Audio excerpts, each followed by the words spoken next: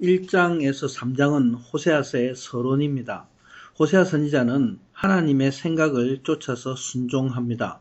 그 결과로 호세아는 고멜과 자신의 삶을 통해서 이스라엘에 대한 하나님의 사랑을 확증합니다. 또 계시합니다. 순종하는 자에게 하나님의 말씀이 이렇게 살아 역사합니다. 이제 4장부터는 본론으로 들어갑니다. 이스라엘이 어떻게 하나님 앞에 패역하였나 구체적으로 말씀하고 있습니다. 패역한 이스라엘의 죄악을 낱낱이 책망하고 있습니다. 1절입니다. 이스라엘 자손들아 여호와의 말씀을 들으라. 여호와께서 이 땅 주민과 논쟁하시나니 이 땅에는 진실도 없고 인애도 없고 하나님을 아는 지식도 없고. 하나님은 아브라함을 통해 이스라엘 민족 전체를 택정하시고 이들을 하나님 나라의 백성으로 삼으셨습니다. 이들에게 복음을 주시고 이들을 통해서 복음을 비추는 세상의 거울이 되게 하셨습니다. 그러므로 이스라엘은 하나님을 드러내는 진리의 등불이 되어야 한 것이죠. 근데 이스라엘이 하나님을 몰랐다 말씀합니다. 1절에서 호세아는 이스라엘이 하나님을 아는 지식이 없다 말씀합니다. 그렇다면 당연히 진실과 인애함도 없습니다. 축복의 이스라엘이 하나님 앞에 패역한 민족이 된 것입니다. 이스라엘은 하나님을 형식적으로 알았습니다. 그 결과는 오직 멸망입니다. 이 세상의 모든 죄악의 근본은 마음에 하나님이 없기 때문입니다. 마음에 어둠에 있기 때문에 하나님이 성품인 진실과 인애함을 잃어버린 것입니다. 그래서 2절에는 오직 저주와 속임과 살인과 도둑질과 간음뿐이요 포악하여 피가 피를 뒤잇는다 말씀하고 있습니다. 그것은 바로 내 안에서 또 밖에서 일어나는 거짓되고 폭력적인 죄악들입니다. 사람들은 이런 가운데 상처를 주고 받고 괴로움을 주고받고 하고 있습니다. 물리적인 폭력보다도 더 큰 폭력은 사람의 마음 안에서 일어납니다. 내 안의 죄가 또 죄를 만듭니다. 이것이 피가 피를 뒤잇는 포악한 죄악입니다. 근데 사람이 스스로 포악한 죄인인 것을 모릅니다. 사람이 마음에 짓는 죄가 육신적인 것보다 더 나쁩니다. 왜냐하면 드러내지 않게 사람을 죽이기 때문입니다. 사람이 악한 것을 모르고 또 스스로 속이고 속습니다. 죄인은 자신의 참모습을 잃어버린 자입니다. 그래서 교만과 증오와 간음의 생각들, 거짓된 것들로 스스로 위장된 삶을 살게 되는 것이죠. 3절에는 사람의 죄 때문에 이 땅이 슬퍼하고 들 짐승과 새들이 더불어 고통을 당한다 말씀합니다. 하나님의 징계함이 피조물 다른 세계, 동물의 세계에도 이르는 것이죠. 땅이 황폐하고 전염병과 기근이 있습니다. 만물이 고통하는 원인도 바로 사람의 죄에서 온 것입니다. 하나님이 제사장을 지도자로 세우신 이유는 죄인을 중보하고 인도하기 위해서입니다. 그런데 이들에게 하나님의 말씀이 없으므로 백성과 제사장이 똑같이 다투는 자가 되었다는 것입니다. 그러므로 이제는 다투지도 책망하지도 말라 말씀합니다. 5절의 말씀입니다. 너는 낮에 넘어지겠고 너와 함께 있는 선지자는 밤에 넘어지리라. 내가 내 어머니를 멸하리라. 이 땅이 하나님을 모름으로 너희 백성도 선지자도 다 죄악 가운데 있어 모두 넘어진다 말씀합니다.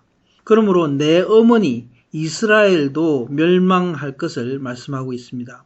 하나님을 아는 지식이 없으므로 하나님의 말씀이 없습니다. 하나님의 말씀이 없으면 죄악으로 넘어질 수밖에 없습니다. 죄가 바로 나를 지배하고 있기 때문입니다. 또한 이 말씀은 죄악 중에 있는 이스라엘을 통해서 지금 나 자신을 그림자로 보여주고 있습니다. 세상의 생각이 지금 나를 지배한다면, 말씀이 나를 지배하지 않는다면 세상을 사랑하고 우상을 섬기는 일이 되는 것이죠. 세상의 왕이 교회에 들어와 성령님의 자리를 차지하는 것은 있을 수가 없는 일입니다. 그렇다면 그 결과는 심판받아 무너질 수밖에 없는 것입니다.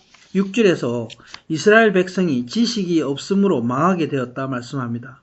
지식이 없다는 것은 하나님을 아는 지식, 하나님의 말씀이 없다는 것입니다. 또 이들이 율법을 잊었다 말씀합니다. 그래서 하나님이 이스라엘과 그 백성을 잊으시겠다 말씀하고 있습니다.